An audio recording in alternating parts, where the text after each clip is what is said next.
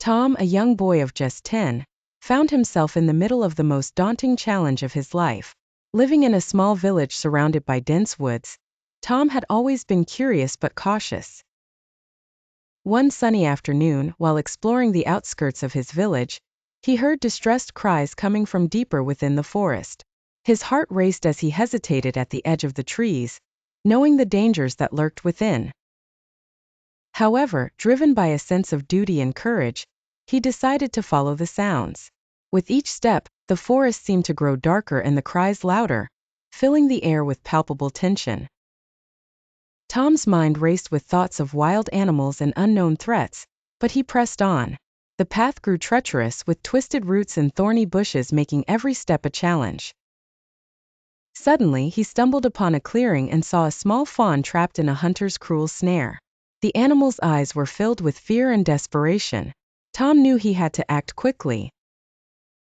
As he approached, the fawn thrashed wildly, sensing yet another danger. Tom spoke softly, trying to calm the frightened creature. He carefully examined the trap, realizing that he needed to free the fawn without causing it more harm or alerting the hunters who might be nearby. Time seemed to stand still as Tom worked with steady hands, his heart pounding in his chest. Finally, with a swift motion, he managed to release the snare. The fawn hesitated for a moment, then bolted back into the safety of the forest. Tom watched it disappear, a sense of relief and accomplishment washing over him. Just as he thought his adventure was over, he heard voices approaching.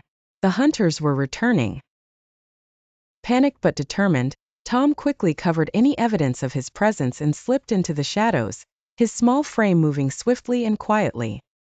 He made his way back to the village, his heart still racing from the adrenaline of the ordeal.